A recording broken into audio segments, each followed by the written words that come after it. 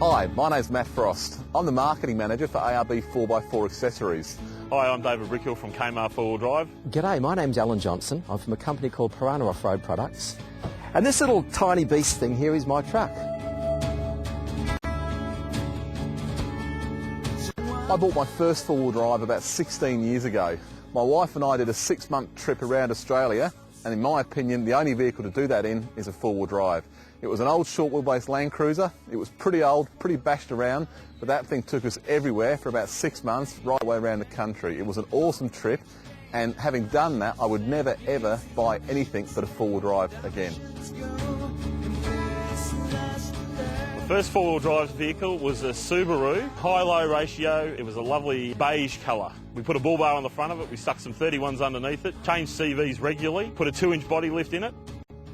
It used to cost me $100 from here to Queensland to go away, so it was probably the most economical motoring I've ever had in my life.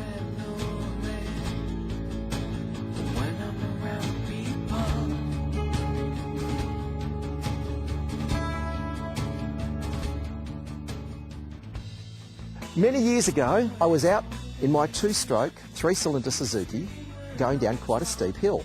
Now, for those of you who remember Suzuki 2-strokes, they had drum brakes.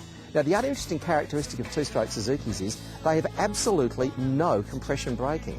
So therefore, if the brakes get wet or hot or fade, and you leave it in low-range gear, you've got no stopping power.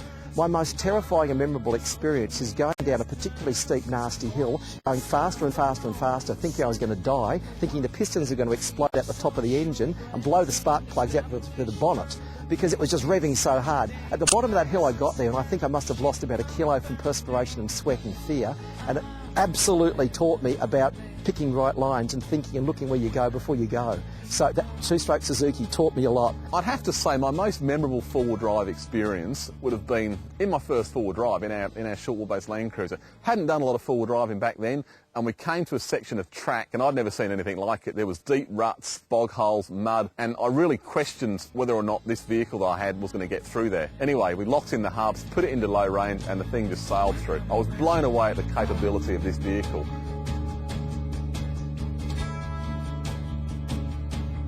I suppose the most memorable four-wheel drive experience would be my first outback trip. I did it in a 62 series Land Cruiser. I had it all sort of set up, looked magnificent. We did a trip out to Townsville, then across back out to Longreach, and then we went from there up to Mount Isa. Seeing rains, I suppose, from Winton that hadn't rained out there for 18 months, and everything was just absolutely covered underneath water, and it was sensational to see. So I suppose the beauty of the outback is it can be 40 degrees one day, and it can be absolutely 150 mil of rain overnight, and just the most amazing thing I've ever seen. Now, I've been very fortunate over the years to do a lot of four-wheel driving around the world. I've been to places like Africa, North America, and of course right around Australia.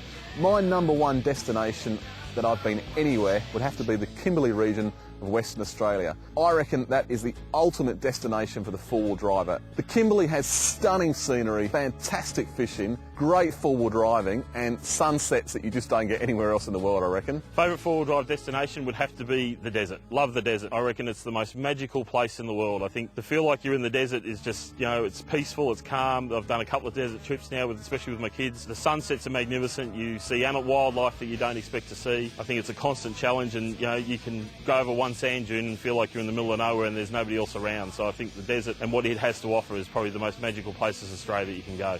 My favourite four-wheel destination, I'm not telling you, because it is my favourite four-wheel destination, and you all want to go there and spoil it for me.